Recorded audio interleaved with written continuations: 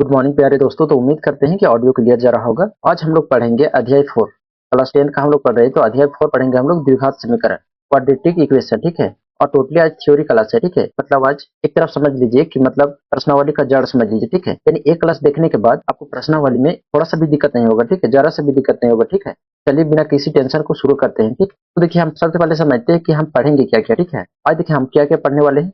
सबसे पहले हम लोग जानेंगे कि द्विघात समीकरण है आखिर क्या, ठीक है। फिर उसको मानक रूप में कैसे लिखते हैं, फिर हम कैसे पहचानेंगे कि द्विघात समीकरण है या नहीं है, ठीक। ये प्रश्नावली 4.1 के लिए है, ठीक है। जैसे कैसे पहचानेंगे कि द्विघात समीकरण है या नहीं, ठीक। वास्तविक जीवन के उदाहरण जैसे शब्दों को समीकरण में बदलना, ठीक है। फिर गुणनखंड विधि से हल करेंगे हम लोग, ठीक है।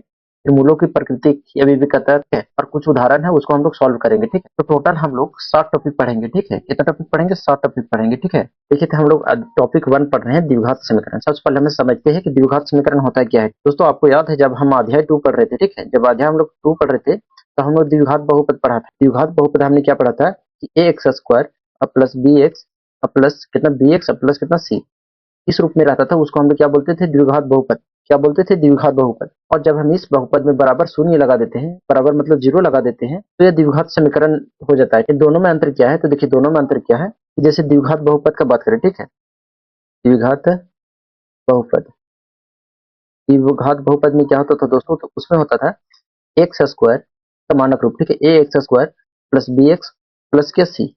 और यहाँ क्या होता था? ए बराबर नॉट इक्वल टू जीरो होता था, ठीक है। ये सब हम लोग कहाँ पढ़े थे? अध्याय 2 जब पढ़ रहे थे, ठीक है, वहां हम लोग ये सब सीखे थे। द्विघात समीकरण क्या होता है? द्विघात समीकरण कुछ नहीं, द्विघात बहुपद ही है। ओनली क्या हो जाता है? बराबर में जीरो हो जाता है। द्विघात समीकरण हम लोग किसको बोलेंगे? द्विघात समीकरण ए एक्स स्क्वायर प्लस कितना बी एक्स प्लस कितना सी, अब बराबर में ओनली यहाँ जीरो हो जाएगा। जीरो होने की वजह से क्या हो जाएगा? द्विघात समीकरण।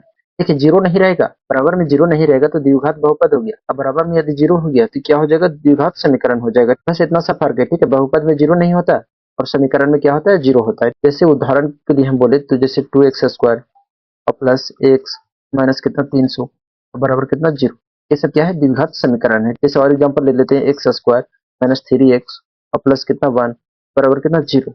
और ले लेते हैं जैसे 4x हो गया माइनस 3x स्क्वायर प्लस कितना 2 बराबर कितना जीरो। इसे भी मानक रूप में लिखा जा सकता है। उम्मीद करते हैं कि सभी लोग को समझ में आया होगा कि द्विघात समीकरण क्या होता है। अब हम लोग नेक्स्ट टॉपिक पे चलते हैं। नेक्स्ट टॉपिक क्या है कि मानक रूप, स्टैंडर्ड फॉर्म, ठीक है। मानक रूप होता है ए एक्स स्क्वायर प्लस कितना बी एक्स प्लस कितना सी बराबर कितना जीरो। सी को हम लोग क्या बोलते थे दोस्तों?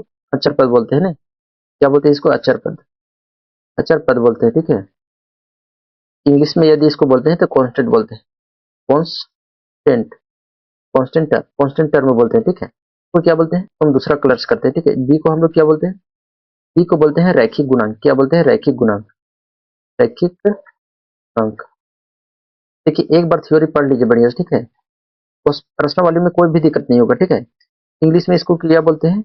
लीनियर कोफिशिएंट बोलते हैं, ठीक है। Linear coefficient, linear coefficient, linear coefficient बोलते हैं, ठीक है। और इसको क्या बोलते हैं दोस्तों? तो इसको बोलते हैं द्विघात गुणांक। क्या बोलते हैं इसको? द्विघात, द्विघात गुणांक, द्विघात गुणांक बोलते हैं, ठीक है। इन क्वाड्रेट, क्वाड्रेटिक कोफिशिएंट, कोफिशिएंट बोलते हैं, ठीक है। याद रखो कि ए कभी जीरो नहीं हो सकता, ए कभी जीरो नहीं हो सकता। अब बोलेगा सर यदि ए जीरो हो जाएगा तो ए जीरो हो जाएगा तो मतलब वो क्या हो जाएगा? रैखिक समीकरण हो जाएगा। कौन सा समीकरण हो जाएगा? रैखिक समीकरण बन जाएगा। देखिए मान लीजिए यहाँ जीरो हो जाएगा, यहाँ जीरो हो जाएगा तो बी एक्स प्लस सी बराबर जीरो हो जाएगा। तो मतलब क्या हो जाएगा? रैखिक समीकरण बन जाएगा। ए बराबर यहाँ जीरो नहीं होना चाहिए। उम्मीद करते हैं कि समझ में आया होगा कि स्टैंडर्ड फॉर्म क्या होता है, ठीक है। यानी मानक रूप, द्विघात समीकरण का मानक रूप क्या कैसे लिखते हैं हम लोग? तो a x square plus b x plus c के बराबर जीरो के रूप में, ठीक है। सी क्या है? अचर पद है यानी कॉन्स्टेंट टर्म है। बी क्या है? रैखिक गुणांक है, ठीक है, लीनियर कोफिशिएंट है। ए क्या है? यहाँ द्विघात गुणांक है, ठीक है, मतलब क्वाड्रेटिक कोफिशिएंट है, ठीक है। उम्मीद करते हैं कि यहाँ समझ में आया होगा। अब हम नेक्स्ट टॉपिक पर चलते हैं। देखिए तीसरा टॉपिक हम लोग क्या पढ़ने वाले हैं कि कैसे पहचाने कि द्विघात समीकरण है या नहीं। कैसे पहचानेंगे कि द्विघात समीकरण है या नहीं, ठीक है। और ये बहुत इंपॉर्टेंट है, ठीक। दोस्तों कई बार समीकरण देखने में द्विघात समीकरण नहीं लगता, ठीक है, ये देखने में नहीं लगेगा कि द्विघात समीकरण है कि नहीं, ठीक है। लेकिन यदि हम उसको सॉल्व करेंगे तो द्विघात समीकरण हो जाएगा, ठीक है। हम एग्जांपल लेंगे तो नियम क्या कहता है? समीकरण को सरल करके किस फॉर्म में लाना होगा आपको? पहले ए एक्स स्क्वायर और प्लस बी एक्स और प्लस सी के रूप में लाना होगा, जहाँ ए बराबर क्या होना चाहिए? जीरो नहीं होना चाहिए। और जो ए एक्स का जो होगा, एक्स का मैक्सिमम जो पावर होगा वो दो होना चाहिए। इन एक्स की अधिकतम घात पूछे, एक्स की अधिकतम घात x की जो अधिकतम घात होना चाहिए कितना होना चाहिए, 2 होना चाहिए। कितना होना चाहिए, 2 होना चाहिए। जैसे हम उदाहरण के लिए एग्जांपल से बताते हैं। जैसे हम एग्जांपल ले लेते हैं कि x माइनस टू का होल स्क्वायर और प्लस कितना 1 और बराबर कितना 2x माइनस कितना 3। कितना है 3। देखिए यहाँ 2 देख के नहीं बताना है कि द्विघात समीकरण है कि नहीं, क्योंकि हम क्या बोले कि देखने से कई बार लगता है कि द्विघात समीकरण नहीं है, ठीक है, लेकिन हो सकता है ऐसा देख के नहीं कंफर्म कर सकते। इसको कैसे करेंगे, तो पहले इसको क्या करेंगे, सॉल्व करेंगे। देखिए इसको बोलते हैं एलएचएस, इसको क्या बोलते हैं एलएचएस, एलएचएस, और इसको क्या बोलते हैं, इस साइड को आरएचएस बोलते हैं। एलएचएस मतलब क्या होता है सर, और आरएचएस मतलब क्या होता है। एलएचएस का मतलब होता है left hand side, left hand, left hand side, left hand side यानी बायां पक्ष, ठीक है। और आरएचएस का मतलब क्या होता है, right hand side, right hand क्या होता है, राइट हैंड साइड होता है, ठीक है, यानी दायां पक्ष होता है, ठीक है। हम कैसे पहचानेंगे कि द्विघात समीकरण है कि नहीं, इसको हम लोग सॉल्व करके बताते हैं। चलिए नेक्स्ट पेज में हम लोग सॉल्व करके बताते हैं, ठीक है। देखिए हम लोग पहला एग्जांपल लेते हैं। पहला एग्जांपल कितना था, x minus two, x minus two का होल स्क्वायर और प्लस कितना 1 था, बराबर कितना था 2x और माइनस कितना था 3 था। अब देखिए इसको सॉल्व करेंगे तो पहले एलएचएस सॉल्व करेंगे, ठीक है। तो लिखेंगे एलएचएस, सॉल्यूशन में लिखेंगे एलएचएस। एलएचएस कितना हो जाएगा, तो एक्स स्क्वायर, देखिए ये क्या है, ए माइनस बी का होल स्क्वायर, आधा आप लोग का ए माइनस बी का whole square. A minus b का होल स्क्वायर क्या होता है sir, a square plus b square minus कितना 2ab, माइनस कितना होता है 2। इसको हम उसी फॉर्म में तोड़ेंगे। देखिए एक की जगह समझ लीजिए, एक की जगह समझ लीजिए कितना एक्स है, ठीक है। एक की जगह एक्स है और बी की जगह कितना है 2 है। इसको थोड़ी ए स्क्वायर यानी x square plus b square, b square मतलब 2 का स्क्वायर कितना हो जाएगा 4। देखिए टोटल लिखिए तो 2 का square a square plus b square minus 2ab, तो 2 ए कितना है एक्स है गुने बी, बी कितना है 2 है, प्लस कितना था 1 था। हम लोग लेफ्ट साइड अभी सॉल्व करें, ठीक है। इसको हम सॉल्व नहीं करें इसको, ठीक है। तो सॉल्व करेंगे तो कितना हो जाएगा, एक्स स्क्वायर प्लस 2 का स्क्वायर कितना गया 4 माइनस 2 दूनी 4 तो कितना गया 4x प्लस कितना 1। और सिंप्लीफाई करेंगे तो एक्स स्क्वायर और देखिए 4 प्लस में और एक प्लस में कितना गया 5, यानी माइनस 4x प्लस कितना गया 5 आ गया। फिर आप इसको देखते हैं, ठीक है। फिर लिखेंगे, फिर ये कितना था एक्स स्क्वायर माइनस कितना 4x प्लस कितना 5। अब इधर देखिए, इधर कितना था 2x माइनस कितना था 3 था, कितना था 2x और माइनस कितना था 3 था। अब देखिए इसको इधर लाएंगे यानी बराबर करेंगे, तो इसको x वाला इधर लाइए तो x square minus 4x minus देखिए प्लस 5, और इधर देखिए प्लस 2x है, इधर लाएंगे तो माइनस 2, यहाँ माइनस 3 है, इधर लाएंगे तो प्लस 3, बराबर में क्या हो जाएगा 0 हो जाएगा, ठीक है। देखिए इसको सिंप्लीफाई करेंगे एक्स स्क्वायर हो जाएगा। अब देखिए माइनस 4x और माइनस 2x, माइनस माइनस क्या होता है प्लस, लेकिन माइनस का चिन्ह रहता है ना। देखिए माइनस 4 और माइनस 2 कितना हो गया माइनस 6, इसको करेंगे तो कितना आ गया माइनस 6x, कितना आ गया माइनस 6x, तो यहाँ प्लस 5 और प्लस 3 तो कितना आ गया प्लस 8 आ गया, कितना आ गया प्लस 8 आ गया। Then x square minus 6x plus कितना आ गया 8 आ गया, अब बराबर क्या हो गया 0। अब देखिए ये किस फॉर्म में आ रहा है, इस फॉर्म में आ रहा है, किस फॉर्म में, द्विघात समीकरण का मानक रूप हम लोग क्या जानते हैं कि ए एक्स स्क्वायर प्लस कितना बी एक्स प्लस कितना सी बराबर 0। देखिए इस फॉर्म में है कि नहीं, फॉर्म में है, तो जब इस फॉर्म में है तो यह बोलेंगे यह द्विघात है। यह क्या है, द्विघात है, द्विघात है, ठीक। यह क्या है, द्विघात है, ठीक है। जैसे हम लोग एग्जाम्पल नंबर दूसरा लेते हैं, ठीक है। जैसे दूसरा एग्जाम्पल लेते हैं, दूसरा एग्जाम्पल हम लोग कौन लेते हैं, एक लेते हैं एक्स और एक्स प्लस 1 और एक लेते हैं एक्स प्लस 1 और प्लस कितना 8 और कितना ले लेते हैं एक्स प्लस 2 और ले लेते हैं एक्स माइनस 2, एक्स माइनस 2। अब इसको सिंप्लीफाई करेंगे, दोनों को एक साथ करेंगे एलएचएस और आरएचएस, ठीक है। तो देखिए एक से गुना करेंगे तो एक्स स्क्वायर, एक्स से इसमें गुना करेंगे तो कितना हो जाएगा एक्स प्लस कितना 8, बराबर इधर सॉल्व करेंगे तो एक्स देखिए एक बार प्लस में आप लोग का फार्मूला है, ये फार्मूला कौन सा फार्मूला सर, ए प्लस बी और ए माइनस बी का क्या होता है सर, ए स्क्वायर और माइनस कितना होता है बी स्क्वायर, ए स्क्वायर और माइनस कितना होता है बी स्क्वायर। देखिए यहाँ ए प्लस बी दिख रहा है आप लोग को, और यहाँ क्या दिख रहा है ए माइनस बी, तो लिख सकते हैं ए स्क्वायर माइनस बी स्क्वायर। एक की जगह कितना है दोस्तों एक्स का स्क्वायर माइनस 2 का स्क्वायर लिख सकते हैं, इसको लिख सकते हैं। तो हम डायरेक्ट लिखेंगे, कितना लिखेंगे इसको डायरेक्ट, एक्स स्क्वायर और माइनस 2 का स्क्वायर, 2 का स्क्वायर मतलब 4, ठीक है। अब देखिए इसको और सिंप्लीफाई करेंगे तो कितना हो जाएगा एक्स स्क्वायर और एक्स स्क्वायर उधर है, ठीक है, लाएंगे इधर तो माइनस एक्स स्क्वायर, पहले एक बार इसको लिख लेते हैं, ठीक है। तो कितना हो गया एक्स स्क्वायर प्लस कितना एक्स और प्लस कितना 8, अब उधर वाला सब इधर लाइए, ठीक। तो कितना हो जाएगा माइनस एक्स स्क्वायर और यहाँ माइनस में है ना, इधर लाएंगे तो प्लस 4, बराबर कितना हो जाएगा 0 हो जाएगा। अब देखिए एक्स स्क्वायर और एक्स स्क्वायर 0 हो गया घट के। अब देखिए कितना बचा एक्स प्लस कितना 8 और 4 कितना हो गया 12, बराबर कितना हो गया 0, यानी कितना आ गया एक्स प्लस 12 बराबर 0। यह रैखिक है, द्विघात नहीं, ठीक है। यह क्या है, यह रैखिक है, रैखिक है, द्विघात नहीं, द्विघात, द्विघात नहीं, द्विघात नहीं है, ठीक है। तो देख के नहीं पता चल सकता है, ठीक है, कौन द्विघात है कौन द्विघात नहीं है, ठीक है। सरल करना जरूरी है, ठीक है, अन्यथा गलती हो सकती है। उम्मीद करते हैं कि सबको समझ में आया होगा कि हम कैसे पहचानेंगे, ठीक है। उसको सॉल्व करेंगे, सॉल्व करने के बाद क्या करेंगे, देखेंगे कि a x square plus b x plus c बराबर जीरो के फॉर्म में आ रहा है कि नहीं, ठीक है। यदि इस फॉर्म में सॉल्व करने के बाद आ रहा है तो द्विघात समीकरण है, नहीं आ रहा है तो नहीं है। दोस्तों अब हम समझते हैं टॉपिक 4। टॉपिक 4 में हम लोग क्या पढ़ने वाले हैं, शब्दों को समीकरण में बदलना। इस इसका मतलब क्या होता है सर, इसका मतलब ये होता है दोस्तों, जैसे शब्दों में दिया रहे, जैसे बोलेगा कि आयत का क्षेत्रफल इतना है, चौड़ाई लंबाई से दोगुना हो जाता है, उसको हम समीकरण में बदल कर और कैसे सॉल्व करेंगे, ठीक है। जैसे हम एग्जाम्पल लेते हैं, जैसे यहाँ तब समझ में आएगा अच्छा से, ठीक है।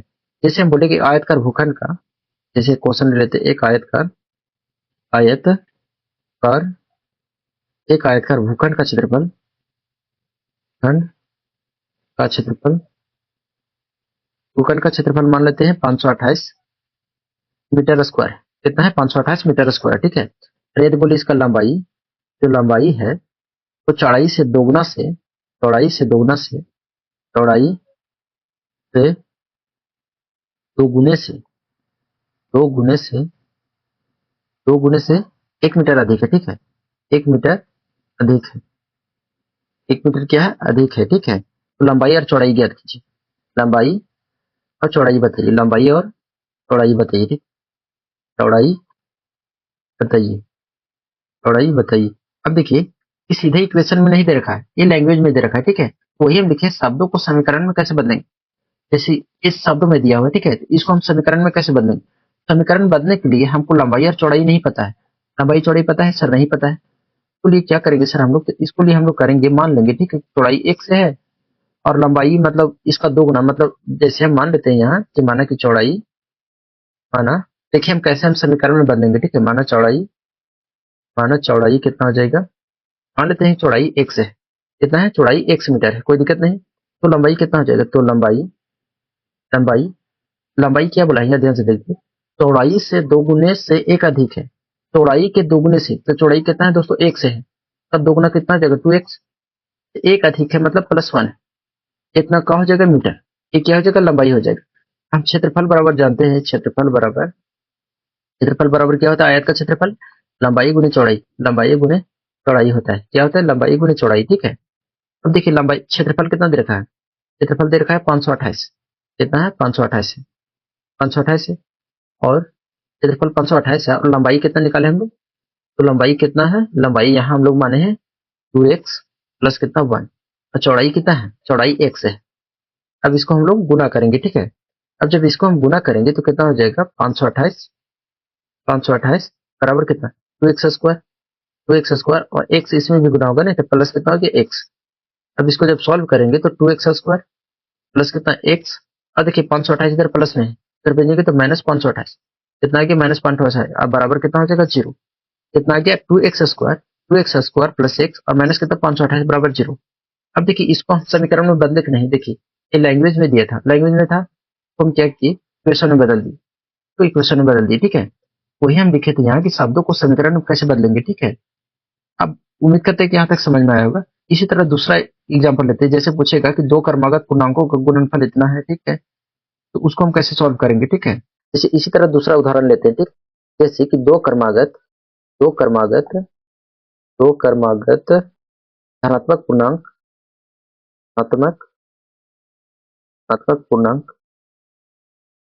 का गुणनफल, गुणनफल मतलब गुना, ठीक है, गुणनफल, गुणनफल कितना है, 306, 306 मान लेते हैं, लैंग्वेज में क्वेश्चन दिया हुआ है, ठीक है।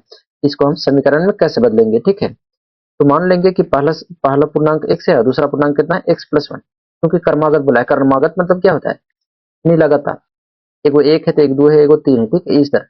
तो हम लोग मान लेते हैं कि पहला तो लिखेंगे माना, सबसे पहले से हम लोग उत्तर लिखते हैं, ठीक है, उत्तर लिखेंगे, देखेंगे माना, माना पहले पूर्णांक, पहले पूर्णांक, पहले पूर्णांक हम मान लेते हैं x है, दूसरी पूर्णांक कितना हो जाएगा, लिखेंगे दूसरी पूर्णांक, दूसरी पूर्णांक, दूसरी पूर्णांक कितना हो जाएगा, x+1, 1 कैसे हो गया, तो 1 इसलिए हुआ क्योंकि बढ़ते क्रम में जाता है, जैसे 1 लिखे अगला क्या होगा, 2 होगा, अगला क्या होगा, 3 होगा। तो ये कैसे होगा, एक मान है तो एक में एक जोड़ेंगे तभी 2 होगा, 2 में एक जोड़ेंगे तभी तो 3 होगा। तो हम लोग मान लिए कि कोई संख्या है जो कि एक से है, तो दूसरा क्या हो जाएगा, x प्लस 1 हो जाएगा। समझ में आया सबके?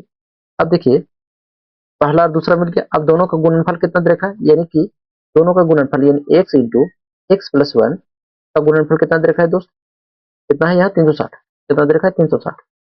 अब देखिए इसको सॉल्व करेंगे तो x गुणे एक्स, एक्स स्क्वायर प्लस एक से कम x, अब बराबर कितना 360।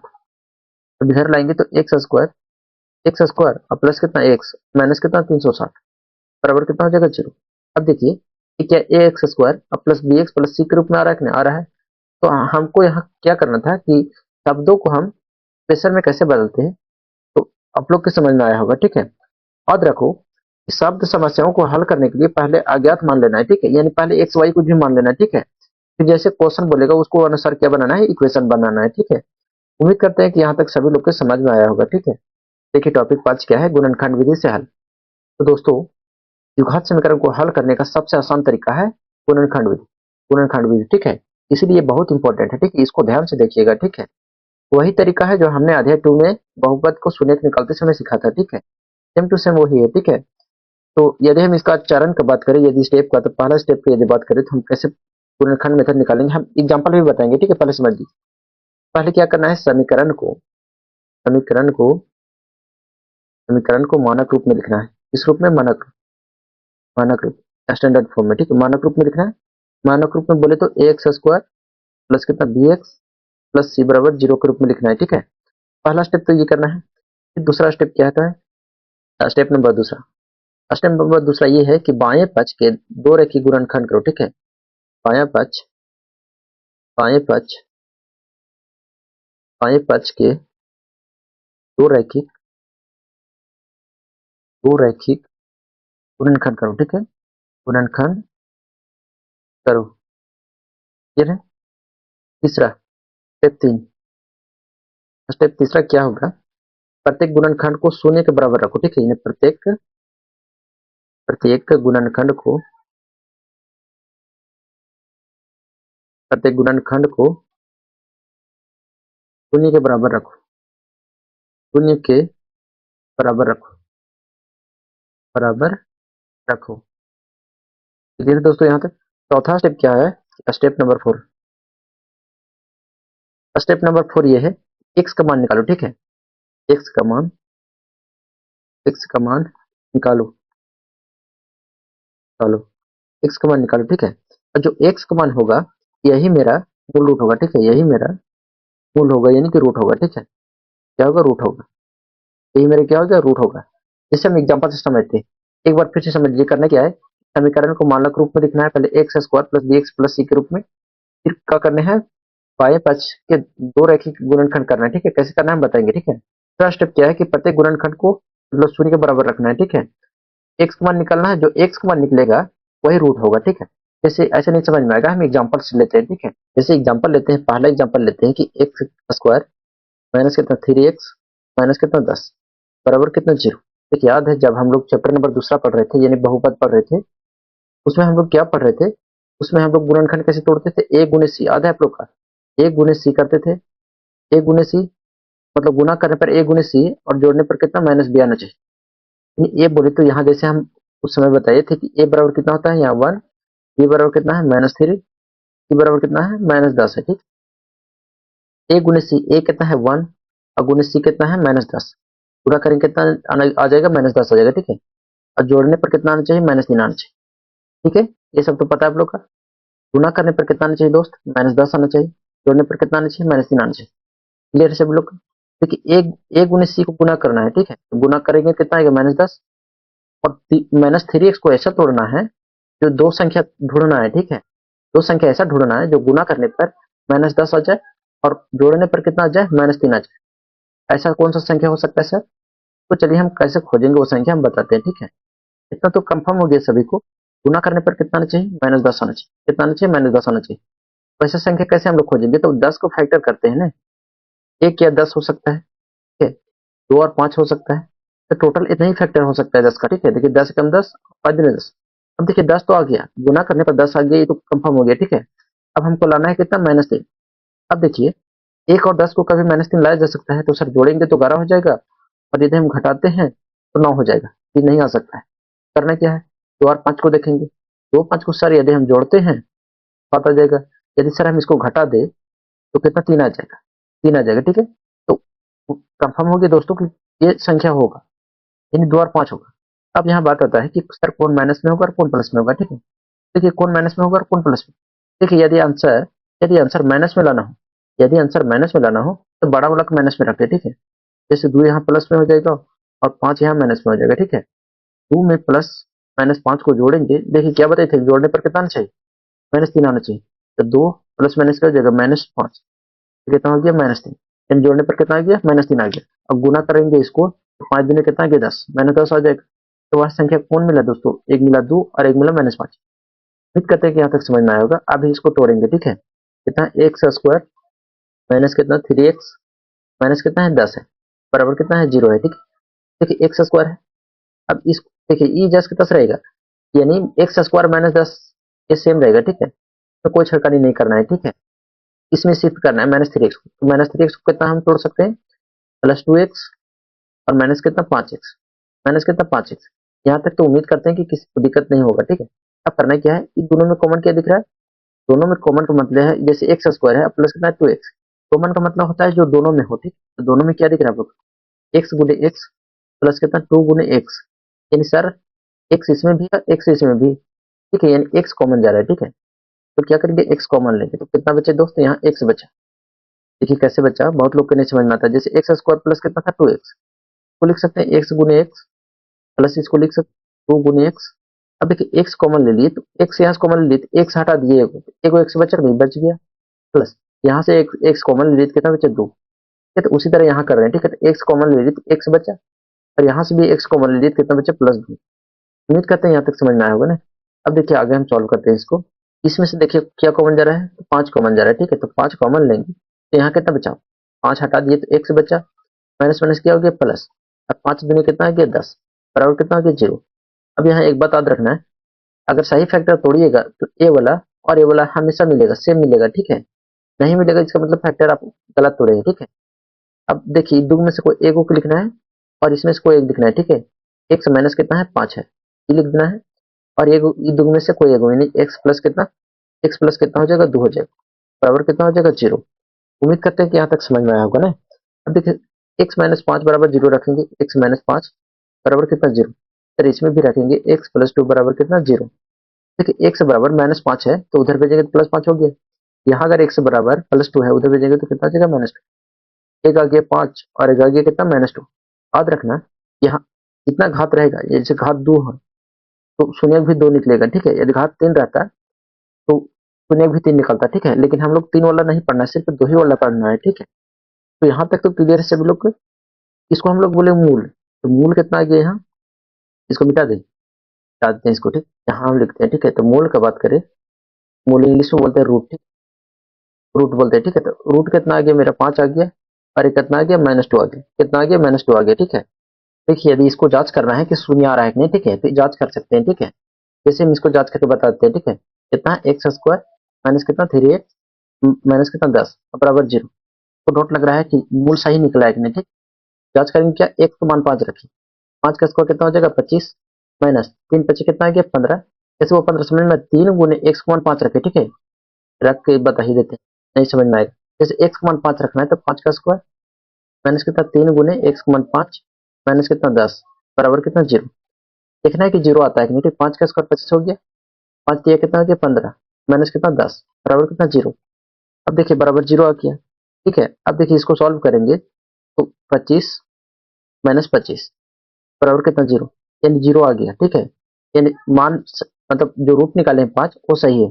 आप चाहे तो -2 भी रख के देख सकते हैं, ठीक है। जैसे -2 रख के बताते हैं, कितना था एक्स स्क्वायर माइनस कितना 3x माइनस कितना 10 है बराबर कितना 0। अब दूसरा रूट हम क्या निकाले -2, तो -2 भी रख सकते हैं। जैसे -2 रखेंगे, -2 का स्क्वायर माइनस कितना 3 इंटू कितना -2 माइनस कितना 10 बराबर कितना 0। इसको सॉल्व करेंगे तो माइनस कितना हो गया 4। देखिए -2 का -2 गुने -2 करेंगे तो दो दूनी कितना हो गया 4, माइनस माइनस प्लस हो जाएगा ना, ओनली खाली 4 होगा ना कि -4 होगा, ठीक है। अब देखिए माइनस माइनस क्या हो जाएगा प्लस, और 3 दूनी कितना आ गया 6, माइनस 10 बराबर कितना 0। अब देखिए 6 4 10, 10 में से 10 घटाएंगे तो शून्य, यानी 0 आ गया, ठीक है। तो इसका मतलब जो रूट निकाले हम लोग वो सही निकाले हैं कि होगा 5 और एक होगा -2, ठीक है। उम्मीद करते हैं कि यहाँ तक समझ में आया होगा, ठीक है। चलिए इसी पर हम एक क्वेश्चन सॉल्व कर लेते हैं, ठीक है। एग्जाम्पल जैसे हम लेते हैं कि 2x² प्लस एक्स माइनस कितना 6 है बराबर कितना 0, ठीक है। सभी लोग सॉल्व करिए अपना अपना कॉपी में, ठीक है। नहीं तो एक बार पहले हमको बनाने दे लीजिए, उसके बाद बनाइएगा आप लोग, ठीक है। कितना है, ठीक है, a गुने सी मतलब a कितना है, a है 2, b कितना है 1, c कितना है -6। करना क्या रहता है, a गुने सी, a कितना है 2, कितना है -6, यानी गुना करने पर कितना आना चाहिए -12 आना चाहिए, 6 दूनी 12, और जोड़ने पर कितना आना चाहिए 1 आना चाहिए, यानी x आना चाहिए, ठीक है। खोजने का तरीका क्या होता था, इसका फैक्टर करते थे ना, 1 या 12 हो सकता है, या तो 2 और 6 हो सकता है, या तो 3 और 4 हो सकता है, ये नहीं हो सकता है। देखिए 1 और 12 को कभी एक लाया जा सकता है, नहीं लाया जा सकता है। देखिए कैसे नहीं लाना है, सिर्फ जोड़ना है, ठीक है। तो जोड़ के लाया जा सकता है, नहीं लाया जा सकता है। 6 और 2 को जोड़ के लाया जा सकता है, तो सर इसको भी नहीं लाया जा सकता है। 3 और 4 को लाया जा सकता है, सर लाया जा सकता है। कैसे लाया जा सकता है, यदि 3 और -4, 3 और +4 यदि हम जोड़ दें तो 7 हो जाएगा। लेकिन यदि हम एक माइनस में ले ले और एक प्लस में, तो 1 आ जाएगा, फिर कैसे आ जाएगा। यदि हम एगो के 4 ले ले और एगो के कितना ले ले -3 ले ले, एगो के 4 ले ले और एगो के -3 ले ले, अब दोनों को जोड़िए तो 4 प्लस -3 कितना आ गया 1, 1 आ जाएगा नहीं। तो गुना करेंगे तो -12 आ जाएगा, जोड़ेंगे कितना आ जाएगा 1 आ जाएगा। उम्मीद करते हैं समझ में आया हो। तो वो दो संख्या कौन मिल गया दोस्तों, 4 मिला और एगो -3 मिला, 4 मिला और एगो -3 मिला। तो अब इसको हम तोड़ते हैं ना, कितना है 2x² प्लस कितना x माइनस कितना 6 बराबर कितना 0। तो तोड़ेंगे यहाँ 2x² है, ये तो जैसे तस रहेगा, तो तोड़ेंगे तो +4x और माइनस कितना 3x, -6 था 6 रहेगा ही। अब कितना हो जाएगा, ये दोनों में कॉमन किया जा रहा है, देखिए दोनों में क्या कॉमन है 2x, क्या कॉमन है 2x, 2x कॉमन लेंगे तो यहाँ कितना बचा x, और यहाँ कितना बचा 2। देखिए इसमें हम लोग कॉमन किया जा रहा है दोस्तों, 3 जा रहा है ना, 3 कॉमन लेंगे तो x माइनस कितना आ गया, माइनस माइनस प्लस हो जाएगा ना, प्लस कितना आ गया 3 दूनी 6 बराबर कितना 0। अब देखिए ये दोनों मिल रहा है तो कितना लिखना है 2x और माइनस कितना 3, और ये दोनों में से एक लिख देना है, ठीक है, यानी x प्लस 2 बराबर कितना 0, बराबर कितना हो जाएगा 0 हो जाएगा। यहाँ तक समझ में आया। तो देखिए x प्लस 2 बराबर 0, x का मान कितना आ जाएगा -2। यदि हम 2x-3 बराबर 0 रख रहे हैं तो कितना आ जाएगा 2x बराबर कितना 3, x बराबर कितना आ जाएगा 3/2, x बराबर कितना आ जाएगा 3/2, एक आ गया -2 और एक आ गया 3/2।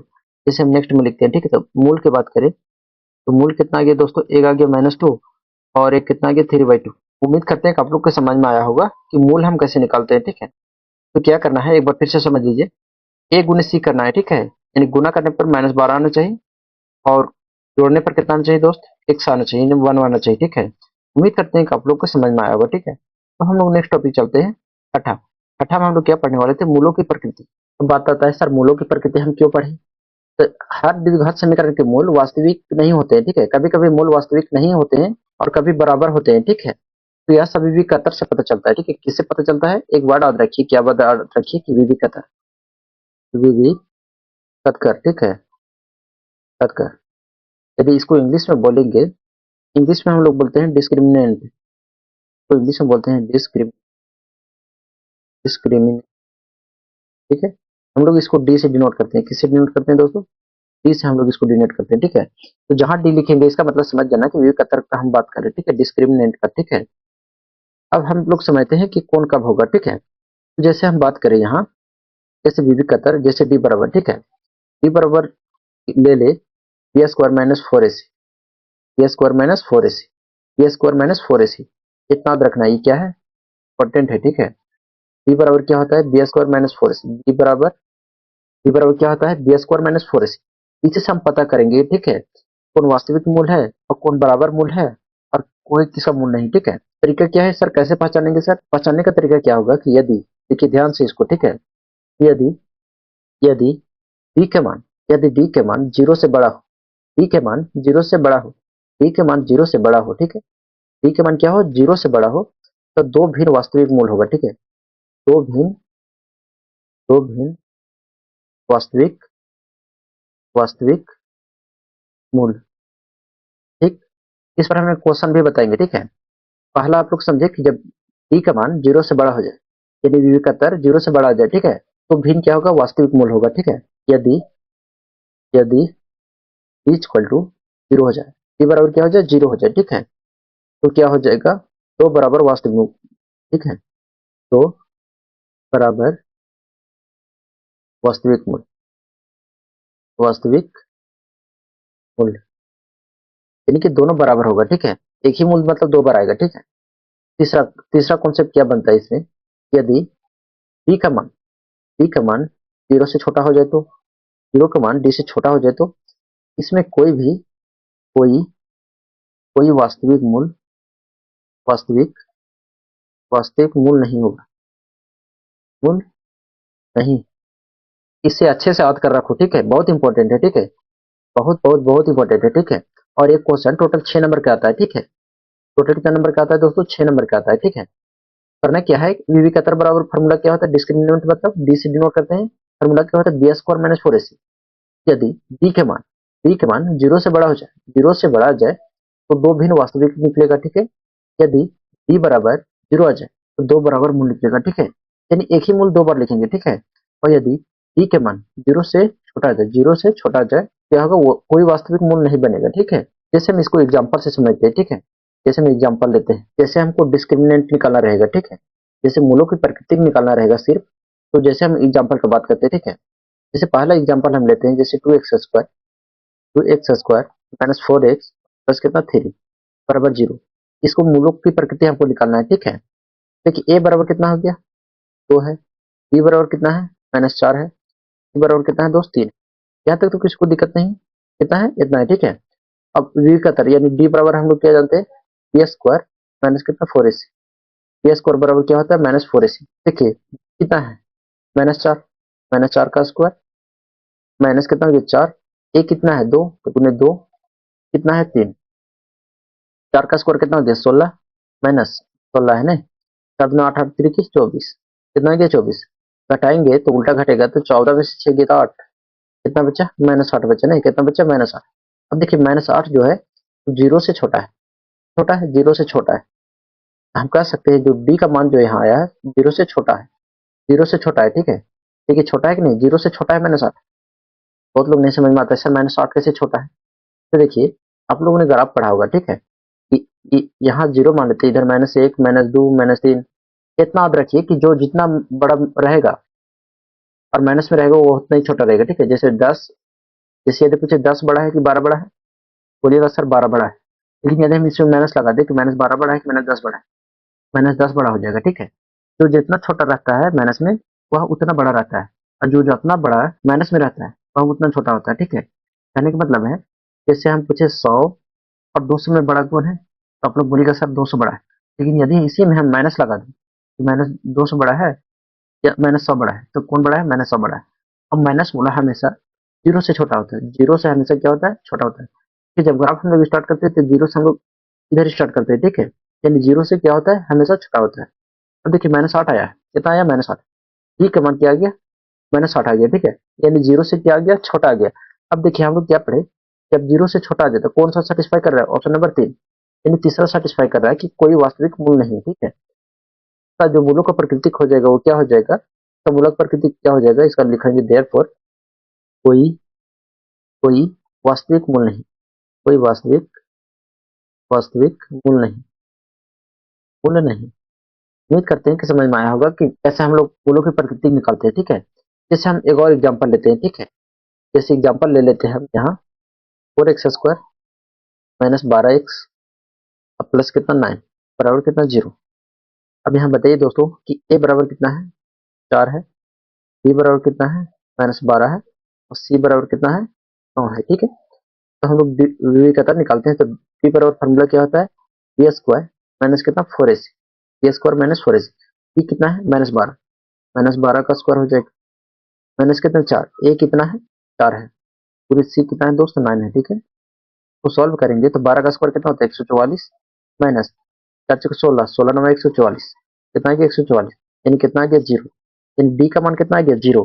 डी का मान कितना बराबर आ गया 0 बराबर। आते जब 0 के बराबर आता है तो क्या बोलते हैं, देखिए दूसरा में जब डी के मान 0 आ जाए तो दो बराबर वास्तविक मूल होगा। क्या होगा, दो बराबर वास्तविक मूल होगा। ठीक है, तो हम लोग लिख देंगे कि लास्ट में यहाँ देयरफॉर दो बराबर दो बराबर मूल दो बराबर मूल होगा। ठीक है, कौन कौन होगा हम निकालेंगे कैसे होगा। ठीक है, एक हो जाएगा x बराबर 3/2 और एक और हो जाएगा 3/2। ठीक, ये कैसे होगा हम बताएंगे आगे। ठीक है, फिलहाल इतना समझिए कि दो बराबर मूल होगा। ठीक है, पहला एग्जांपल में हम लोग तीसरा सेटिस्फाई करा दिए, यदि डी के मान 0 से छोटा हो तो कोई वास्तविक नहीं होगा। हम लोग दूसरा एग्जांपल में लिए कि डी बराबर 0 हो जाए तो दो बराबर वास्तविक मूल होगा। ठीक है, और यदि अब हम इसको बात करते हैं कि यदि कि डी के मान 0 से बड़ा हो जाए तो जैसे हम नेक्स्ट एग्जांपल लेते हैं। ठीक है, मान लेते हैं कि एक्स स्क्वायर माइनस कितना 5x प्लस कितना 6 बराबर कितना 0। बताइए ए बराबर कितना है 1। देखिए इसका कोफिशिएंट कितना है 1। बी का मान कितना है दोस्त, -5 है ना। डी बराबर कितना है 6 है। ठीक है 6 है। फार्मूला हम लोग क्या जानते हैं, डी बराबर B square -4ac। B square बराबर -4ac। बी स्क्वायर मतलब -5 का स्क्वायर -4 ए कितना है 1 है। डी कितना है 6 है। सॉल्व करेंगे इसको, कितना हो जाएगा 25 माइनस 4 एकम 4 और 4 छके 24। तो कितना आ गया 1 आ गया। कितना आ गया 1 आ गया, यानी डी का मान कितना आ गया 1। तो कह सकते हैं कि सर जो डी का मान है वो 0 से क्या है बड़ा है। एक 0 से बड़ा है कि नहीं है, बड़ा है। इसका जो होगा तो लिखेंगे हम लोग कि दो भिन्न वास्तविक मूल वास्तविक वास्तविक मूल वास्तविक मूल। ठीक है, देखिए हम लोग तीसरा भी सेटिस्फाई किए कि नहीं। केवल अभी हम लोग देख चुके हैं कि यदि डी डी का मान 0 से बड़ा हो जाए तो दो वास्तविक मूल होगा। ठीक है, उम्मीद करते हैं कि यहाँ तक समझ में आया होगा। ठीक है, देखिए सातवां टॉपिक ध्यान से देखिए। ठीक है, बहुत इंपॉर्टेंट है, द्विघात सूत्र, क्वाड्रेटिक इक्वेशन। क्वाड्रेटिक इक्वेशन का प्रयोग हम कब करेंगे, तो अगर गुणनखंड विधि से मूल नहीं निकलेगा तो हम लोग किसका प्रयोग करेंगे, द्विघात सूत्र का प्रयोग करेंगे। किसका प्रयोग करेंगे, द्विघात सूत्र का। ठीक है, द्विघात सूत्र क्या होता है एक्स बराबर minus b plus minus under root b square minus कितना 4ac -4ac बटा कितना 2a बटा कितना 2a। यदि इसको हम सिंप्लीफाई कर सकते हैं, ठीक है, इसको हम इस तरह भी लिख सकते हैं कि एक्स बराबर minus b plus minus under root d बटा कितना 2a। देखिए ए जो है, ए वाला दिख रहा है, ए वाला देखिए जल्द से बी स्क्वायर -4ac, ये डी का मान है। ठीक है, इसीलिए हम लोग डी लिखे। ठीक है, ये इंपॉर्टेंट फार्मूला है। ठीक है, इस फार्मूला में जो बी स्क्वायर -4ac है, फार्मूला जो बी स्क्वायर -4ac वो क्या है, दिक्कत कर है। ठीक है, हम इसका उपयोग प्रश्नावली, इसका प्रयोग हम कहाँ करेंगे, प्रश्नावली 4.3 में करेंगे। कहाँ करेंगे, 4.3 में करेंगे। ठीक है, अभी बस याद रखो इसे। ठीक है, समझ में आ गया है कि ये फार्मूला हम कब यूज करेंगे, जब गुणनखंड विधि से मूल नहीं निकलेगा तब हम ये फार्मूला यूज करेंगे। ठीक है, उम्मीद करते हैं कि यहाँ तक समझ में आया होगा। ठीक है दोस्तों, तो हमने क्या सीखा आज, हमने सीखा कि द्विघात समीकरण x square plus b x plus c बराबर 0, जहाँ एक बराबर नॉट इक्वल टू 0। फिर हम लोग द्विघात समीकरण को मानक रूप में कैसे पहचानना है उसको हम लोग सीखे। ठीक है, फिर गुणनखंड विधि से मूल कैसे ज्ञात करना है उसको सीखे। कटकर हम लोग सीखे कि डी बराबर बी स्क्वायर -4ac से मूलों की प्रकृति निकालना हो तो कैसे निकालते हैं। तो हम लोग इसमें तीन तरीका पढ़े नहीं कि यदि डी का मान 0 से बड़ा हो तो दो भिन्न वास्तविक मूल होगा। यदि डी के मान 0 के बराबर हो तो दो बराबर वास्तविक मूल निकलेगा। यदि डी का मान 0 से छोटा हो कोई वास्तविक मूल नहीं निकलेगा। ठीक है, अब द्विघात सूत्र हम लोग क्या पढ़े कि एक्स बराबर minus b plus minus under root d बटा कितना 2a। तो फिर हम किए कितना एक्स बराबर कितना हम लिखे minus b plus minus under root b square minus कितना 4ac, B square minus 4ac बटा कितना 2a। और शब्द समस्याओं को समीकरण में बदलना सीखे हम लोग लास्ट में। अब देखिए आप लोग का होमवर्क क्या है, जो आप लोग का होमवर्क है। ठीक है, ऐसे तो हम बनाएंगे। ठीक है, तो जो आप लोग का प्रश्नावली 4.1 4.1 4.2 और 4.3। ठीक है, यानी 4.1 में क्या है पता है, द्विघात सिर्फ पहचानना है। 4.1 में क्या है, द्विघात पहचान, तो हम लोग द्विघात भी पहचानना बताइए। 4.2 में है कि गुणनखंड विधि से मूलों का मूल ज्ञात करना। ठीक है, ये भी हम लोग बता चुके हैं, मतलब 4.2 में तो कैसे मूल ज्ञात करते हैं। ठीक है, 4.2 में क्या है, पीवी का तरह है, ठीक है, यानी सूत्र का प्रयोग वहां होगा, ठीक है। ये जो हम लोग फॉर्मूला पढ़े वो 4.3 के लिए था, ठीक है, और जो हम लोग मूल निकाले वो 4.2 के लिए था। और जो हम लोग पहचानना सीखे कि द्विघात बहुपद है या नहीं है, तो प्रश्नावली किसके लिए है? 4.1 के लिए। तो दोस्तों आज हमने द्विघात समीकरण को पूरी थ्योरी हम लोग समझ लिए, पूरी थ्योरी, ठीक है। मतलब ये थ्योरी जिन्होंने देख लिया उसको प्रश्नावली 4.1, 4.2, 4.3 में कभी नहीं दिक्कत होगा, ठीक है, आसानी से हल कर सकते हो, ठीक है। कोई डाउट हो तो कमेंट में जरूर बताना, ठीक है। क्लास कैसा लगा तो जरूर देना है, ठीक है। पीडीएफ के लिए आपको कमेंट में पीडीएफ लिख देना है, ठीक है। हम इसका पीडीएफ प्रिंटेबल पीडीएफ दे देंगे, ठीक है, जैसे लिखा हुआ है, जैसे सब लिखा हुआ है, ठीक है। तो पूरा लिखा हुआ पीडीएफ आप लोग को फ्री ऑफ कॉस्ट मिल जाएगा, ठीक है, यानी कोई भी इसका कॉस्ट नहीं लगेगा, ठीक है, यानी फ्री मिल जाएगा, ठीक है। उम्मीद करते हैं कि आज की क्लास अच्छा लगा होगा। मिलेंगे नेक्स्ट क्लास में। जय हिंद।